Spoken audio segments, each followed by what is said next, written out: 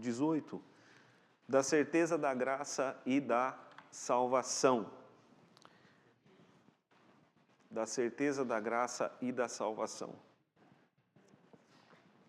Essa palavra certeza, né, pode ser entendida também como segurança. A segurança que nós temos na graça e na salvação. A graça, meus irmãos, ela é o agir de Deus na nossa vida em todos os atos de salvação. Amém, queridos? Então, a graça está na eleição eterna, a graça, ela está na justificação, a graça está na santificação, a graça está na adoção. Em tudo nós temos o agir da graça de Deus nas nossas vidas, porque sem a graça não há a eleição, não há justificação, não há santificação, não há perseverança dos santos. Em tudo, então, nós precisamos da graça de Deus. E agora, como eu posso ter a certeza, né, ou a segurança de que a graça de Deus me alcançou e aqueles que foram alcançados pela graça também são salvos, né? Porque a graça nos traz a salvação. Então, como que eu posso ter a certeza da graça e da salvação? Bom, antes da gente passar os próximos slides, vai depender daquilo que você crê, né? Então, por exemplo, aqueles que acreditam que a salvação depende de boas obras. Então, a segurança da salvação deles está no quê? Na prática das boas obras, né? Aqueles que acreditam que para ser salvo a pessoa não pode ter nenhum pecado. Então, a segurança deles está na obediência à lei. Então, aqueles que colocam a sua segurança nas boas obras, se ele não faz boas obras, em algum momento ele, vamos dizer assim, perde a sua segurança da salvação. A pessoa que coloca a sua certeza da salvação, a segurança da sua salvação no cumprimento da lei de Deus, se em algum momento ela não cumpre a lei, ela perde a segurança da salvação. Então, a nossa segurança da salvação deve estar em Cristo, naquilo que Cristo fez e não naquilo que nós fazemos, né? Então, a nossa segurança da salvação está em crer que Jesus morreu na cruz pelos nossos pecados. Amém, meus irmãos? Então, olha só, nós não somos salvos, né? Nós já vimos isso lá, na justificação. Nós não somos salvos por boas obras, nós não somos salvos pelo cumprimento da lei, não somos salvos por religiosidade, nós somos salvos porque Jesus morreu na cruz pelos nossos pecados. A Bíblia diz que todo aquele que nele crê não vai perecer, mas tem a vida eterna, né? Esse crer em Cristo é o quê? Crer que Ele fez o suficiente e eficazmente para a nossa salvação, para a nossa redenção. Então, a segurança, né, a certeza da nossa salvação está em Cristo. Porque se depender de nós, nós não teremos essa segurança da salvação. Então, às vezes as pessoas dizem assim, né, como você pode ter certeza da salvação? Ah, eu sou uma boa pessoa, eu não cumpro os meus deveres, eu vou à igreja todos os domingos, eu sou uma pessoa honesta, sou um bom pai, então nisso está a minha segurança da salvação. Não. Biblicamente falando, aos olhos de Deus, não serve nem para ser um complemento. Biblicamente, não. Na Bíblia, nós, aos olhos de Deus, não há um justo nenhum sequer. Então, a nossa segurança da salvação não está em nós, está naquilo que Cristo fez por nós. Não significa que nós não temos que fazer nada. Nós temos que fazer, nós temos que agir com fé, nós temos que nos santificar. Tudo isso faz parte, como nós veremos, mas a nossa segurança da salvação está em Cristo, né? Em Cristo somente. Então vamos lá. Temos aqui vários textos, né? Ainda que os hipócritas e os não regenerados, né? Quem são os hipócritas? Os hipócritas aqui são os falsos crentes, ok? Então, os hipócritas e os outros não regenerados, né? O que é o regenerado? O regenerado é aquele que recebeu nova vida em Cristo. Então, os hipócritas é aqueles que ainda não são convertidos, né? Não são regenerados. Eles até podem iludir-se vãmente com falsas esperanças e carnal presunção de se acharem no favor de Deus e no estado de salvação. Só que essa esperança perecerá. Então, o primeiro parágrafo da confissão começa com isso, né? Que algumas pessoas, elas podem se iludir, elas são falsos crentes, são pessoas hipócritas, na verdade, com relação à fé em Cristo. Então elas podem se iludir, serei salvo, né? Eu sou uma pessoa que, sou uma boa pessoa, Deus vai me salvar. Só que no final nós entendemos que após a morte, ou quando Cristo voltar, essas pessoas, elas vão perceber, elas vão cair em si, que elas eram falsos crentes, eram hipócritas e não serão salvas. Então a Bíblia vai mostrar vários tipos dessas pessoas que tinham segurança de salvação. Por exemplo, nos dias de Jesus. Nos dias de Jesus nós tínhamos os religiosos, não tínhamos? Os religiosos, né? Quem eram os religiosos ali na época de Jesus? Os sacerdotes, também os fariseus, né? Os saduceus. Os fariseus, eles eram cumpridores da lei, eles eram rigorosos cumpridores da lei. A Bíblia diz que eles jejuavam até 3 vezes por semana, davam o dízimo de tudo quanto tinham. Eles achavam que eles eram salvos. Mas Jesus disse para eles, olha, vocês não são salvos, vocês não são filhos de Deus. Na verdade, vocês são filhos do diabo. Por quê? Porque a segurança da salvação deles estava nessas coisas. Estava na prática da religiosidade, estava no fato deles darem o dízimo de tudo quanto tinham, mas eles não se submetiam, na verdade, ao Cristo. Eles não submeteram a Jesus quando ele veio. Então Jesus deixou claro para eles, olha, a segurança que vocês têm de salvação, ela é falsa. Os próprios sacerdotes dos tempos de Jesus, Anás e Caifás, eles chegaram a crucificar a Cristo, né? Entregaram Cristo à crucificação. Você acha que Anás e Caifás eles não se achavam salvos? Eles se achavam salvos, mas na verdade eles estavam condenados. Por quê? Porque a segurança de salvação deles não estava em Cristo, mas estava neles mesmos. Então, é importante que para a salvação nós nos despojemos totalmente de nós mesmos e confiemos totalmente em Cristo. Veja, meus irmãos, abra lá em Deuteronômio, capítulo de número 29.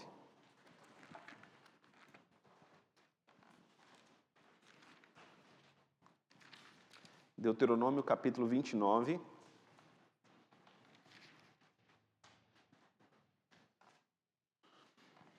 Versículo 19.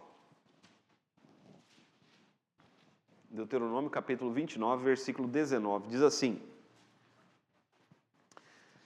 ninguém que ouvindo as palavras desta maldição se abençoe no seu íntimo dizendo, terei paz, ainda que ande na perversidade do meu coração, para acrescentar a sede à bebedice, né? Então ele está falando o que aqui? De pessoas que se enganam a si mesmos. Pessoas que dizem, olha, eu vou viver no pecado e ainda assim vou ter paz. Deus está dizendo, olha, é um auto-engano.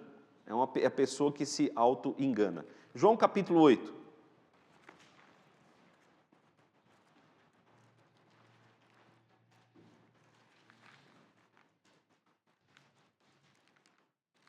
João capítulo 8, versículo 41.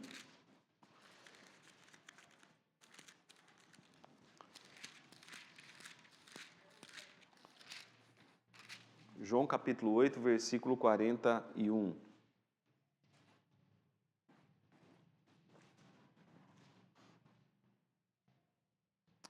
Vós fazeis as obras de vosso pai. Disseram-lhe eles, nós não somos bastardos, temos um pai que é Deus. Replicou-lhes Jesus: se Deus fosse de fato vosso Pai, certamente me havíeis de amar, porque eu vim de Deus e aqui estou. Pois não vim de mim mesmo, Ele me enviou.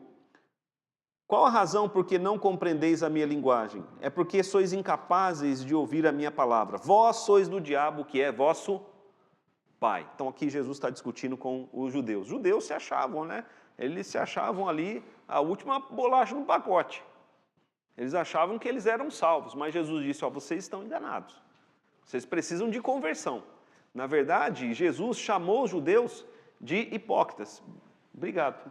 Tem um copo. Tinha um copinho ali, né? Está aqui meu copinho. Obrigado. Ok, meus irmãos, vamos lá. Mateus capítulo 7. Esse texto vai deixar bem claro para todos nós o que eu estou dizendo aqui. Mateus capítulo de número 7. Obrigado, Alan. Mateus capítulo de número 7.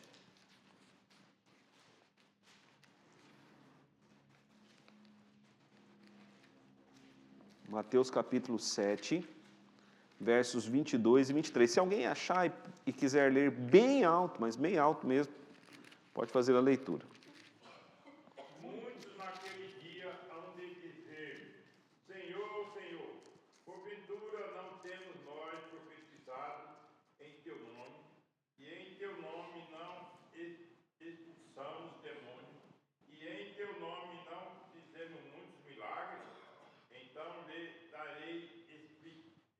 direi explicitamente: nunca vos conheci, apartai-vos de mim, os que praticais a iniquidade. Então esse pessoal aqui se achava salvo. Por quê? Porque profetizavam, expulsavam demônios, faziam milagres, faziam tudo em nome de Jesus. Mas na verdade não faziam para Jesus, faziam para eles mesmos. E aí Jesus diz: olha, nunca vos conheci.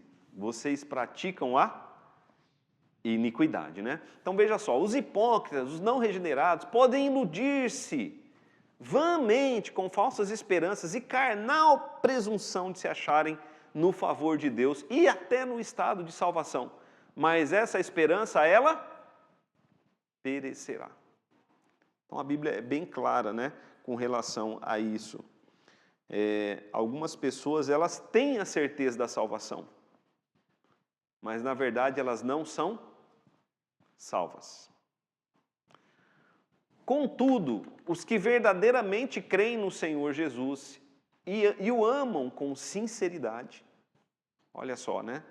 Os que verdadeiramente creem no Senhor Jesus e o amam com sinceridade, procurando andar diante dele com toda a boa consciência, podem nesta vida certificar-se de se acharem no estado de graça e podem regozijar-se na esperança da glória de Deus, nessa esperança que nunca os envergonhará.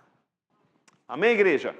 Então é possível, né? É possível ter essa esperança da salvação. Se certificando de ser uma pessoa salva e se alegrando nesta salvação. Vamos olhar lá, 1 João, capítulo de número 2.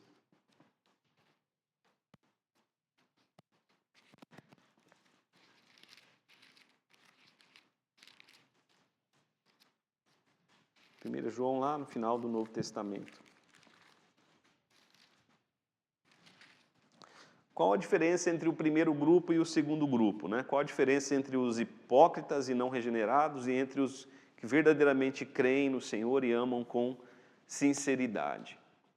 Os hipócritas, eles vivem no pecado, eles vivem na iniquidade. Ainda que a iniquidade não seja clara para todos, né? Porque alguns podem, vamos dizer assim, esconder o seu pecado, eles vivem na prática do pecado. Já os que verdadeiramente amam o Senhor, eles procuram viver em santidade, justiça e retidão diante do Senhor. Eles procuram viver diante de Deus com toda boa consciência. Eles amam a Deus com sinceridade do coração. Isso, meus irmãos, é uma coisa que só eu e você de fato sabemos. E nós vamos ver como pode ser testificado, né? Como eu posso me certificar da salvação. ao longo dessa lição. Mas vejamos aí, 1 João, capítulo de número 2, versículo de número 3. Sempre que eu falar um texto, se você achar bem rápido, né? Mais rápido e ler alto, você pode fazê-lo. Ora, sabemos que o temos conhecido por isso, se guardamos os seus mandamentos. Isso. Então, olha aí, ó. Como é que eu sei? Como é que eu sei que eu conheço a Cristo? Se eu guardo os seus mandamentos. Jesus diz isso, né, lá no Evangelho de João. Aqueles que me amam guardam os meus mandamentos. Quais são os mandamentos do Senhor? Todos aqueles que estão lá na Bíblia, né?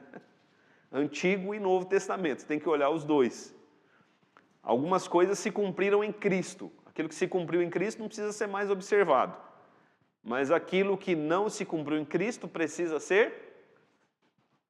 continuar sendo observado, né? A lei moral. Mas aqueles que amam a Deus, eles guardam os seus mandamentos. Eu vejo algumas pessoas colocando assim desculpas, às vezes, para não guardar os mandamentos de Deus. Mas o cristão não fará isso.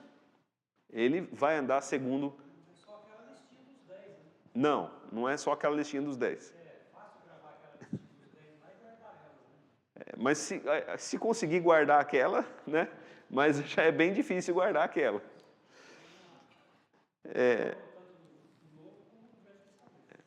Mas aqui João, ele fala de uma maneira de testificar. Veja ali o versículo 19, mais uma vez. Ele diz assim, versículo 3, né? Ele diz assim: ora, sabemos que o temos conhecido. Ou seja, é uma maneira de você saber. Como que eu posso saber se eu conheço o Senhor? Se eu guardo os seus mandamentos. Veja aí, em 1 João também, o capítulo 5. O versículo de número 13, ele vai dizer assim: estas coisas vos escrevi a fim de saberdes que tendes a vida eterna, a vós outros que credes em o nome do Filho de Deus, né? Uma das coisas que ele escreveu, né, a fim de nós sabermos que temos a vida eterna, é que quem ama o mundo é inimigo de Deus, né? Mas quem ama a Deus não ama o mundo. Veja ali o versículo 18, aí mesmo, 1 João, capítulo 5, verso 18. Sabemos que todo aquele que é nascido de Deus, ou seja, os regenerados, todo aquele que é nascido de Deus não vive em pecado. Antes, aquele que nasceu de Deus o guarda e o maligno não lhe toca.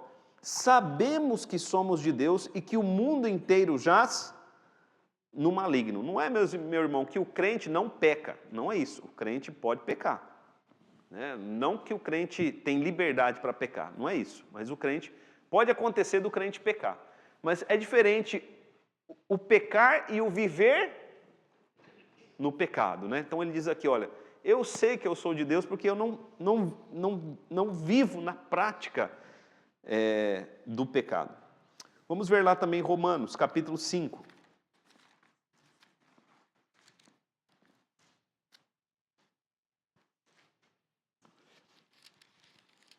Há pessoas que vivem na prática do pecado, lutando, né, contra a própria consciência o tempo todo. Romanos capítulo 5, versos 2 a 5. Por intermédio de Cristo, obtivemos igualmente acesso à fé, a esta graça na qual estamos firmes, e gloriamo-nos na esperança da glória de Deus. E não somente isso, mas também nos gloriamos nas próprias tribulações, sabendo que a tribulação produz perseverança, a perseverança, experiência, a experiência, a esperança. Ora, a esperança não confunde, porque o amor de Deus é derramado em nosso coração pelo Espírito Santo que nos foi outorgado, né? Então aqui ele fala que é possível se alegrar na salvação, mesmo em meio à tribulação. E uma vez que nós temos essa salvação, e essa certeza, essa segurança em nossos corações, o cristão ele não é confundido. Ele não é confundido pelo inimigo. Ok, igreja?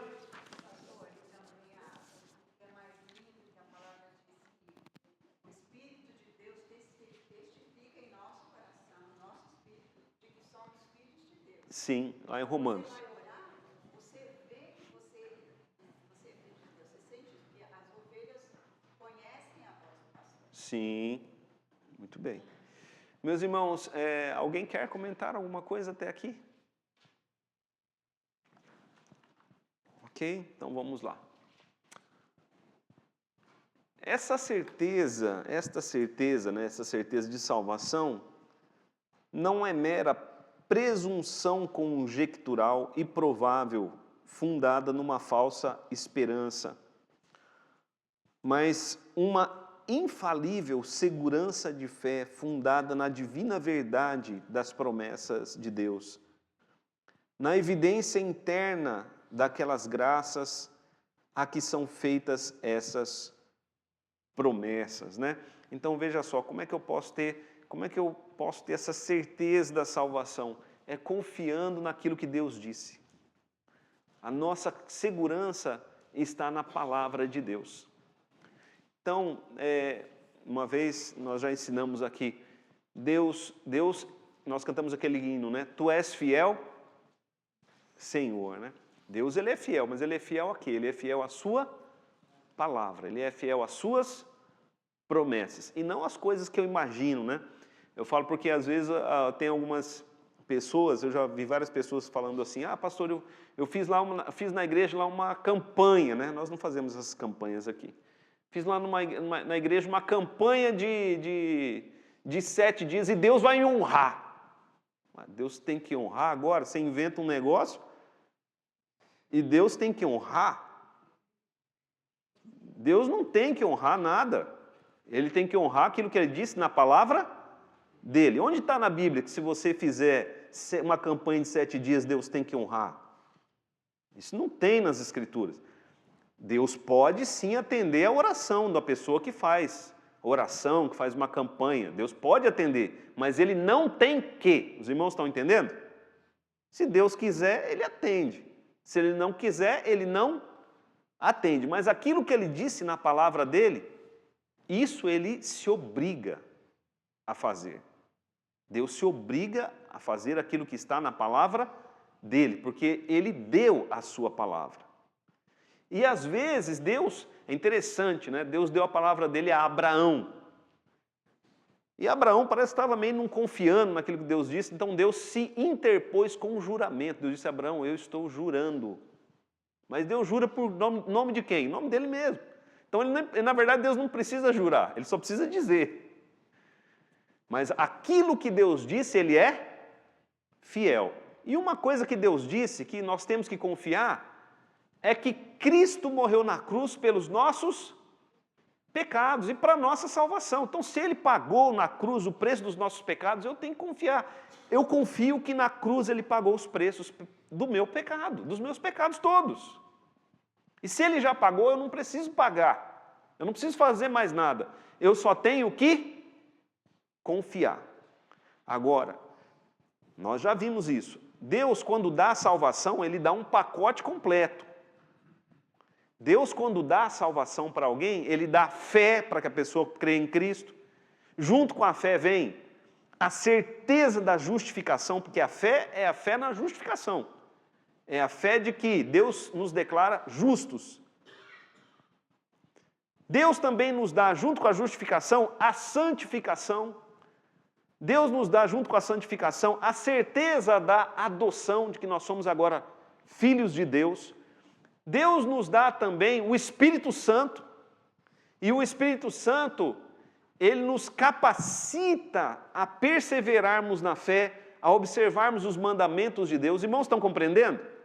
Então a pessoa que diz, não, eu sou salvo, mas não se santifica. Não congrega. Não luta contra o pecado. Na verdade, ela não está salva. Ela está enganando a si mesma. Porque os salvos, eles recebem o pacote completo, né? Presbítero Manuel? Eu quero dizer que, no entendimento nosso, é que há uma inversão de colocação. Quando você faz uma campanha, ele não está obrigando Deus a atender. Ele está orando. Agora, quem coloca a campanha é que coloca mal essa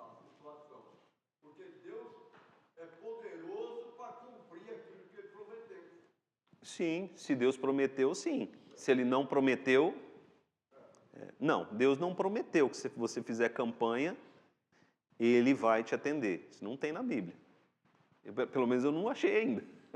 Né? Agora, você pode sim fazer uma campanha de oração. Se você quiser, eu vou jejuar, estou passando por um problema, eu vou jejuar, eu vou orar. Aí Deus pode atender ou não ao seu jejum, à sua oração. Né? Eu creio que na maioria das vezes Deus atende. Às vezes demora um pouco, porque a gente quer para ontem, né? Ele tem o tempo dele, mas ele também pode dizer não. E muitas vezes ele diz não. Veja... Naquele ambiente lá, a respeito da questão de 7 dias em orações, naquele ambiente lá, Deus ele age naquele meio? Se ele quiser, ele age. Mas eu vejo muitas pessoas desigrejadas por causa dessas campanhas. Pessoas me decepcionei com Deus, porque eu achei que eu ia receber e não recebi. A pessoa se decepciona. Mas Deus não tem nada a ver com isso. É a pessoa que ensinou errado lá e você depositou a fé. A fé é como algo que precisa ser depositado. E a Bíblia fala que nós temos, isso na verdade é a teologia que ensina. A gente tem que depositar a nossa fé. O que é depositar? É colocar a fé no lugar certo. Todo mundo tem fé. Todas as pessoas têm fé. Do mundo inteiro. Se eu conversar com qualquer pessoa, se você tem fé, tenho fé. Você crê? Eu creio. Vou conversar com várias pessoas não evangélicas. Você crê em Jesus? Eu creio em Jesus. Só que a pessoa não sabe no que ela crê em Jesus. Você crê em Jesus no quê? Como você deposita a sua fé nele? A Bíblia nos ensina, falando da salvação, a Bíblia nos ensina a depositarmos toda a nossa fé nele para a nossa salvação. Agora, se nós queremos alguma bênção de Deus, que é o caso que entrou aqui agora em discussão, nós temos que depositar também a nossa fé em Cristo, né? E orarmos a Ele. Ele pode atender a nossa oração? Pode. Que Ele sempre ouve a nossa oração? Sim. A oração é um mistério. Né? Deus pode ouvir a oração de qualquer pessoa do mundo, mesmo que ela não seja evangélica. Deus pode ouvir e atender, e às vezes Ele ouve e atende. Só você olhar para a Bíblia que você vai ver isso.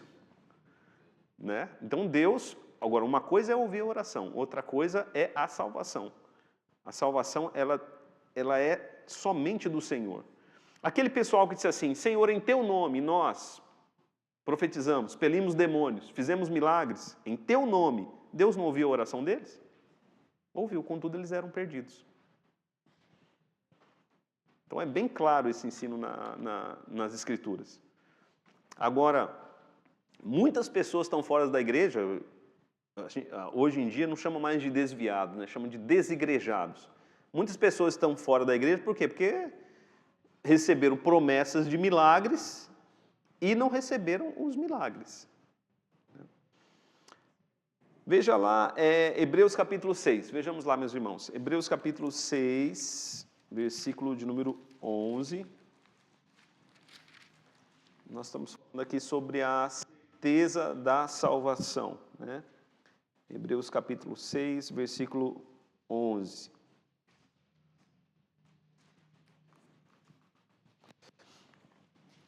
Olha, aqui o apóstolo Paulo, ele vai dizer, o autor de Hebreus, né, perdão, muitos pressupõem que foi Paulo. Mas, na verdade, nós não sabemos quem foi o autor de Hebreus.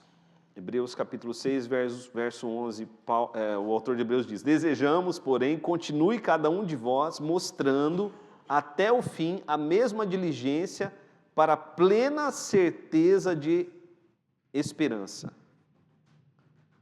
Para que não vos torneis indolentes, mas imitadores daquele que, pela fé e pela longanimidade, herdam as promessas de Deus. Então aqui ele coloca o seguinte, ele diz assim, olha, nós precisamos nos esforçarmos todos os dias para nos apropriarmos das promessas de Deus.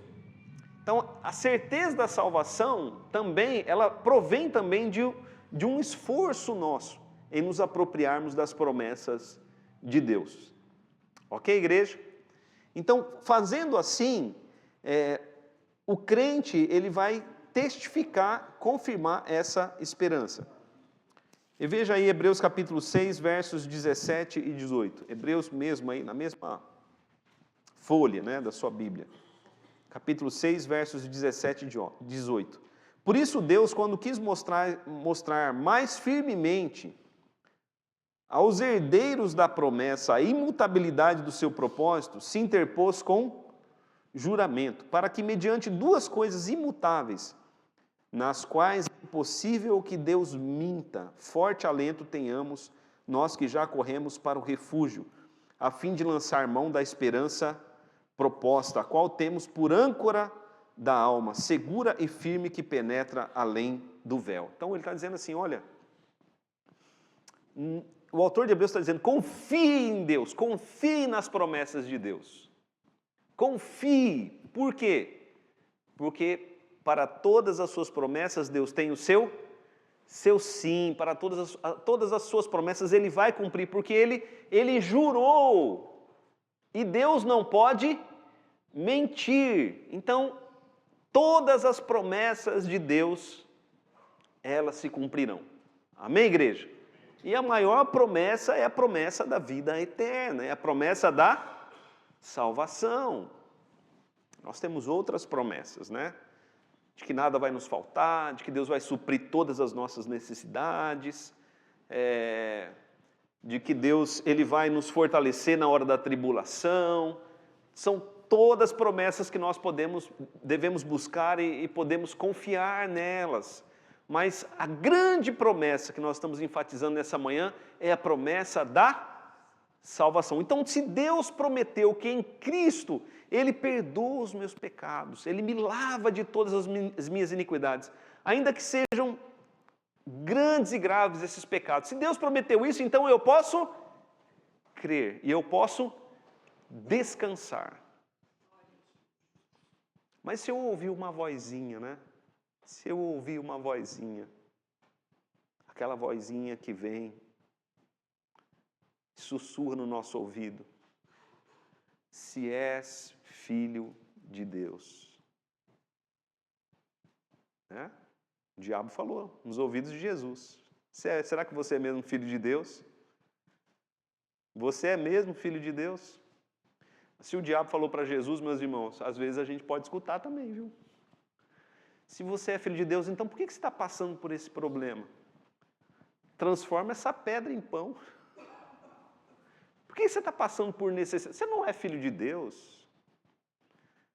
Se você é filho de Deus, então, por que essa luta tão grande? Por que essa dificuldade com teu filho? Por que esse problema no trabalho, se você é filho de Deus? Será que, o diabo fala, será que Deus realmente perdoou aquele pecado seu? Meus irmãos, contra todas essas vozes, nós devemos então falar, sou filho de Deus. A minha segurança não está em mim. A minha segurança está em Cristo e nas promessas de Deus. Ele não pode mentir. O mundo mente. As vozes que vêm na nossa cabeça, às vezes, mentem. Mas a palavra de Deus jamais mente. Deus é fiel. A sua palavra e as suas promessas. Veja lá 1 João capítulo 3.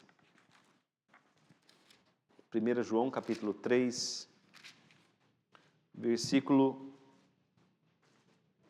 14, né? Uma outra maneira de testificar acerca da nossa salvação.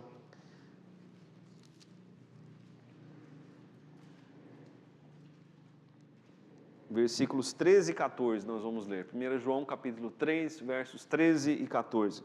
Irmãos, não vos maravilheis se o mundo vos odeia. nós sabemos que já passamos da morte para a vida, porque amamos os irmãos. Aquele que não ama permanece na morte. Então, uma maneira de testificarmos, né, de nos certificarmos da nossa salvação, é amando os irmãos. A certeza da salvação está fundamentada no testemunho do Espírito de adoção, que testifica com os nossos espíritos que somos filhos de Deus. Romanos capítulo 8, vamos ler lá. Romanos capítulo 8, versos 15 e 16.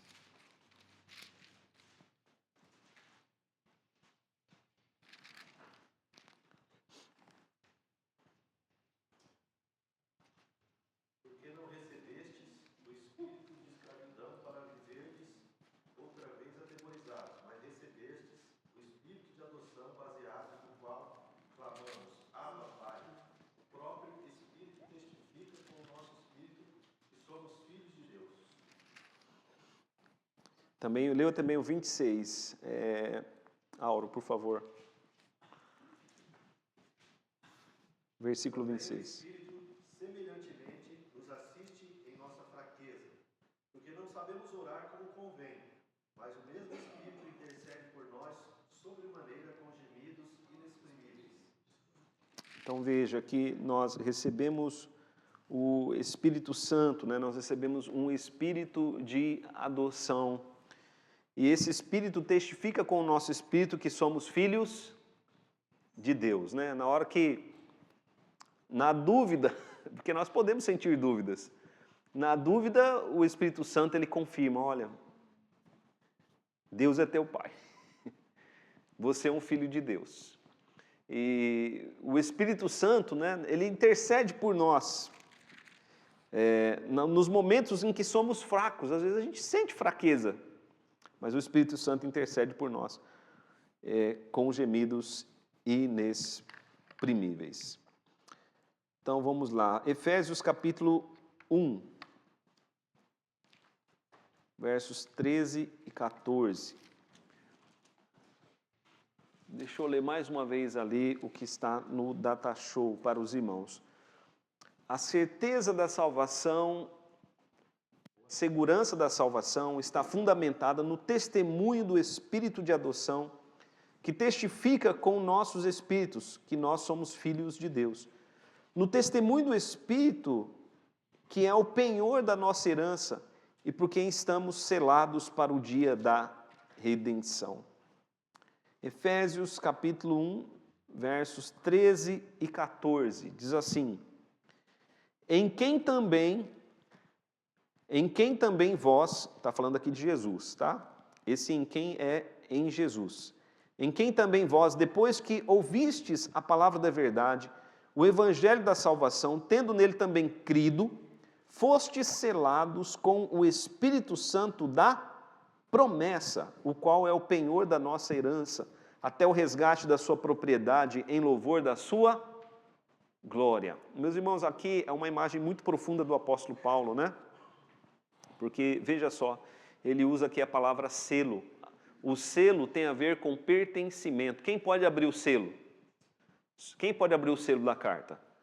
Só o remetente, o destinatário, né? Mas o selo aqui também tem a ver com o remetente, porque ele mostra a quem pertence aquela carta, né, que está enviando. Então, o rei, quando envia uma carta, ele sela, e aquela carta ela pertence ao rei. Então, nós somos selados com o Espírito Santo. Amém, igreja? Uma vez que você recebe o Espírito, você é selado com o Espírito Santo. E esse Espírito, veja só, ele é como um penhor em nós, né? Então, quando você penhora alguma coisa, você deixa lá algo para resgatar depois, né? E aqui, Deus, ele deu como penhor o seu próprio Espírito, né? E até o dia do nosso resgate, até o dia em que Cristo, ele voltar. Então, nós podemos ter a segurança da salvação porque nós recebemos o Espírito Santo. Veja também aí Efésios capítulo 1, capítulo 4, versículo de número 30.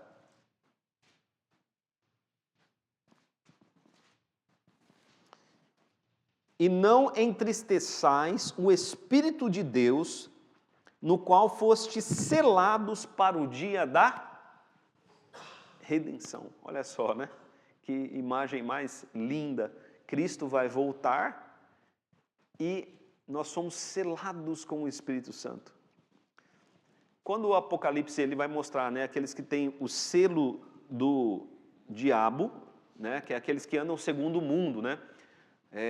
O 666 lá, o 6 é o número do homem, porque o homem ele foi feito no sexto dia. Então ele repete, né? 6, 6, 6. Então na Bíblia não existe a palavra, por exemplo, santíssimo. Aparece, por exemplo, santo, santo, santo. Essa repetição de 3 vezes. Então 666 significa isso. Todos aqueles que andam segundo o homem, que andam segundo o mundo, eles têm a marca do mundo, né? A marca da besta. Eles andam segundo a serpente, como diz lá Gênesis. Mas no livro de Apocalipse você vai ver que eles são selados com o selo de Deus, o Espírito Santo. Então, há 2 selos diferentes. E quando o diabo ele olha para nós, ele vê o quê? O selo de Deus. Ele vê o Espírito Santo na nossa vida. O selo de Deus em nós é o Espírito Santo. Amém, igreja? É isso que diferencia a igreja do mundo. O que diferencia a igreja do mundo é o Espírito Santo. Porque Jesus vai dizer, eles não têm o Espírito, eles não receberam nem conhecem o Espírito, mas nós o recebemos. Lá em 1 João vai chamar o Espírito Santo de a unção de Deus em nós. O que é a unção de Deus? É o Espírito Santo em nós, nos capacitando a viver conforme a vontade de Deus. Então, aqueles que têm o Espírito Santo, eles têm a certeza da salvação, a segurança da salvação. Por quê? O próprio Espírito é o selo em nós. O próprio Espírito testifica com o nosso Espírito que somos filhos de Deus. Vamos abrir lá em 2 Coríntios, capítulo de número 1. 2 Coríntios, capítulo de número 1, versos 21 e 22.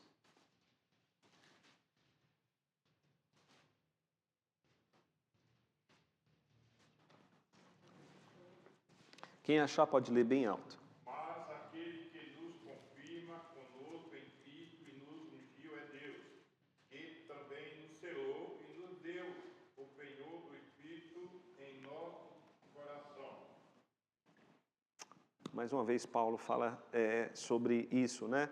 Sobre a unção, sobre o selo, sobre o penhor de Deus, para que tenhamos essa segurança da salvação.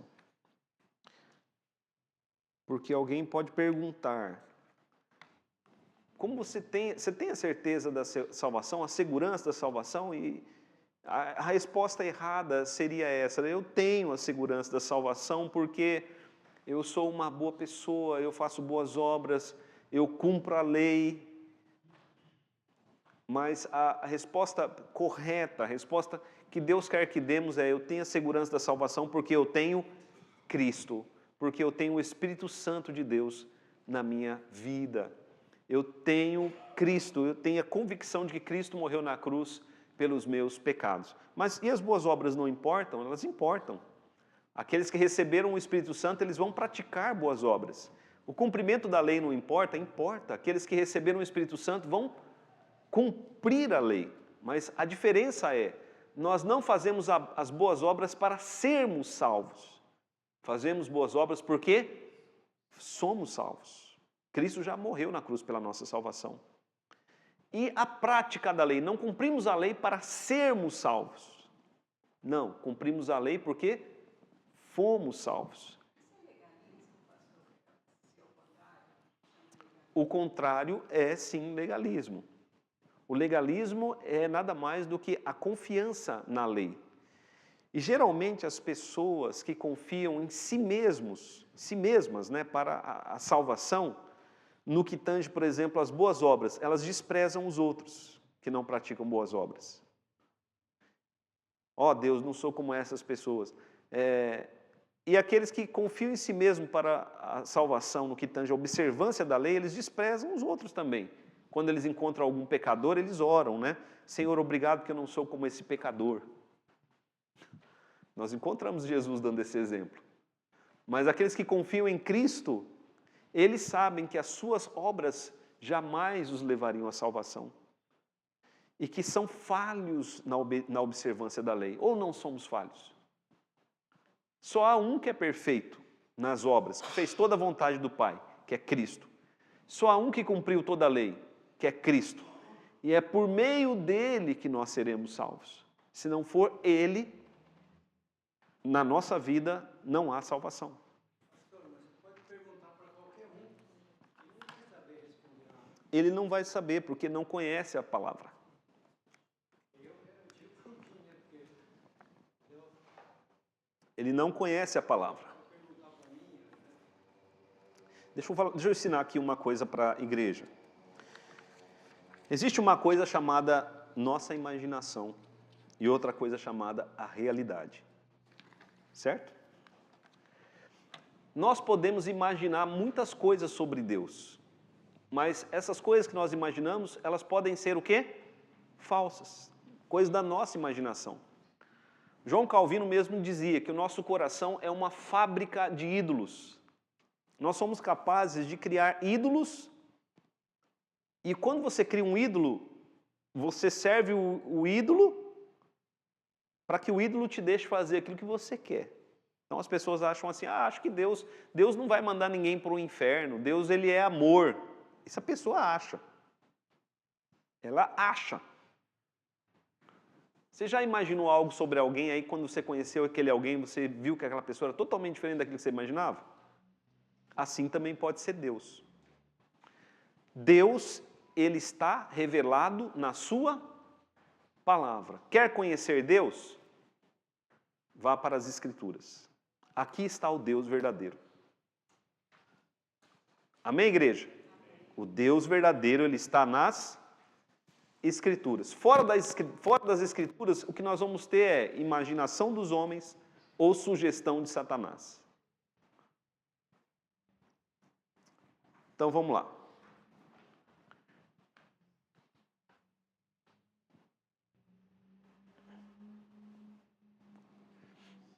Acho que eu andei para trás, né? Esse privilégio, né, a certeza da salvação e a diligência. Esse privilégio está, pois, muito longe de predispor os homens à negligência, né? Vamos abrir lá Romanos capítulo 6. Romanos capítulo 6. Então, o privilégio da salvação, ou a certeza da salvação, ele não deve levar os homens à negligência. Eu sei que Cristo morreu na cruz por todos os meus pecados, então, se Ele já pagou por todos os meus pecados, e ainda Ele pagou pelos pecados do passado, do presente, e ainda do futuro, Ele pagou por todos os meus pecados, então eu posso pecar, eu posso ser negligente. Olha o que a Bíblia vai dizer, Romanos capítulo 6, versos 1 e 2. Que diremos, pois, permaneceremos no pecado para que seja a graça mais abundante? De modo nenhum. Como viveremos no pecado, nós os que para ele morremos? Por que Paulo está escrevendo isso? Porque diante da notícia da salvação pela graça, algumas pessoas estavam pensando assim, então eu posso pecar. Se Cristo já pagou por todos os meus pecados, e eu tenho segurança da salvação, então eu posso pecar. Paulo está dizendo, de modo nenhum. Veja também o verso de número 15. E daí havemos de pecar porque não estamos debaixo da lei, ou seja, a salvação não é pela lei, mas a salvação é pela fé em Cristo, né? Havemos de pecar porque não estamos debaixo da lei, sim da graça? Paulo diz o quê? De modo nenhum. Agora veja o capítulo 3, anda um pouquinho para trás aí em Romanos. Capítulo 3, versículo 8. Capítulo 3, versículo 8. E por que não dizemos, como alguns caluniosamente afirmam que o fazemos? Pratiquemos males para que venham bens. A condenação destes é justa. A condenação destes é justa. Então, toda pessoa que pensa assim, não, a salvação é pela graça, então eu posso pecar. Essa pessoa será justamente condenada. Por quê? Porque os salvos, eles não vão se entregar ao pecado, mas vão se entregar à santificação. Aí tem vários textos que falam sobre isso, né? Mas eu vou passar agora para o próximo slide, que eu acho que esse texto de Romanos ficou bem claro. Por diversos modos, meus irmãos, podem os crentes ter a sua segurança de salvação abalada, diminuída e interrompida, negligenciando a conservação dela, caindo em algum pecado especial que fira a consciência ou entristeça o Espírito Santo, retirando Deus a luz do seu rosto e permitindo que andem em trevas e não tenham luz, mesmo que o temam. Então, olha só, se o crente se torna negligente, se entrega a algum pecado, esse crente ele vai perder a segurança da salvação. Ainda que ele não perca a salvação, ele vai perder no seu coração a segurança da salvação. Veja comigo um texto que não está aí no slide, Salmo 38. Salmo 38.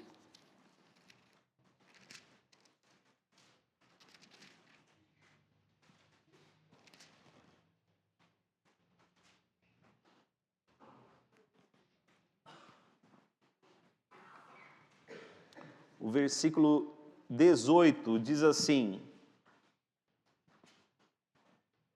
confesso a minha iniquidade, suporto tristeza por causa do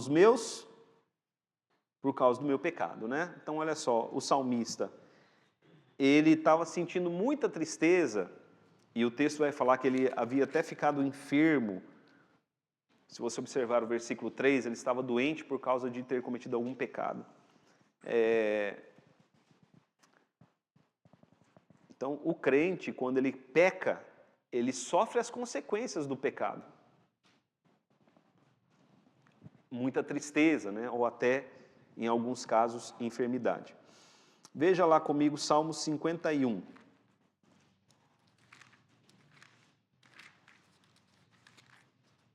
Salmo 51, versículo 8.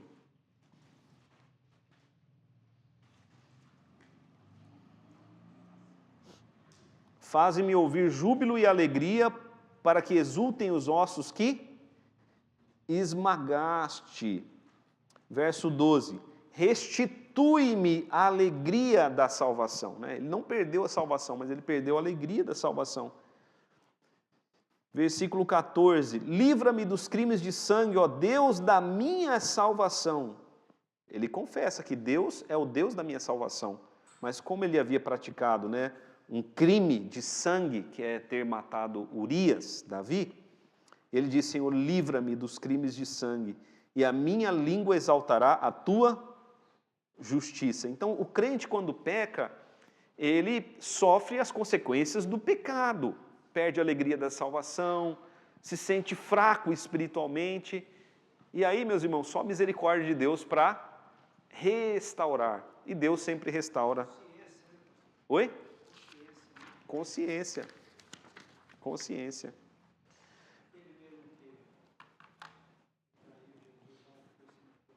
O Judas. O Judas, tem diferença entre o Judas e o Pedro, né? Os dois cometeram pecados gravíssimos. O Pedro cometeu um pecado gravíssimo que foi negar a Cristo. E o que Jesus havia dito acerca daqueles que o negassem? Aquele que me negar diante dos homens, eu o negarei diante do Pai que está nos céus. Então Pedro estava correndo um risco sério. Jesus disse: olha, o diabo pediu você, mas eu intercedi por você. Pedro negou Jesus. Judas traiu a Cristo. Qual dos dois traiu mais? Os dois traíram igual. Um vendeu a Cristo por 30 moedas e o outro negou a Cristo por medo da morte. Qual a diferença entre os dois? Pedro se arrependeu, mas ele se arrependeu por si mesmo ou porque Cristo foi até ele para levá-lo ao arrependimento? Cristo foi a ele. O arrependimento é uma dádiva de Deus. E Pedro foi levado ao arrependimento. Judas já não. Judas, ele era o filho da perdição. Não houve para ele o arrependimento, né? Só remorso. Só remorso. A genuína semente da fé nunca morre. Meus irmãos, a falsa semente da fé morre, mas a genuína semente nunca morre. Então, o que vai mostrar que uma fé é genuína e a outra não? O tempo. E Deus, né? Deus vai mostrar a genuína semente. Calvino tem uma frase interessante que é: não dá para saber quem é joio e é trigo até que venha a tribulação. Porque é na tribulação que separa o joio do trigo. Vamos lá, né? Os verdadeiros crentes nunca ficam inteiramente privados daquela semente de Deus e da vida da fé, daquele amor a Cristo e aos irmãos, daquela sinceridade de coração e consciência de dever. Dessas bênçãos, a certeza da salvação poderá, no tempo próprio, ser restaurada pela operação do Espírito. Por meio delas, elas são, no entanto, suportadas para não caírem no desespero absoluto, né? Então, o verdadeiro crente, aquele que recebeu a genuína semente da fé, ele nunca vai ficar privado de que ele é um filho de Deus, ainda que ele se afaste. Os verdadeiros crentes, eles podem até se afastar, mas no tempo próprio Deus vai trazê-los novamente, né? Deus vai trazê-los novamente. E Deus faz isso antes que eles entrem no completo desespero, né?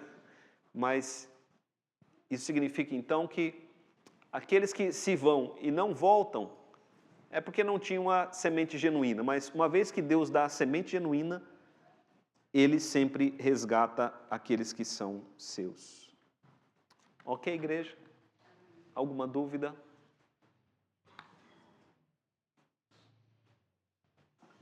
Vamos orar, igreja, então. Pai querido, em nome de Jesus, nós te agradecemos por esta manhã. Pedimos, Pai, a tua bênção sobre o teu povo, que o teu povo, ó Deus, tenha segurança em Cristo acerca da sua salvação e que nós possamos, ó Deus, buscar confirmar a salvação através da fé em Ti, através de uma vida que agrada e glorifica o Teu nome. Abençoa-nos, Pai, na Tua presença. Em nome de Jesus nós oramos. Amém.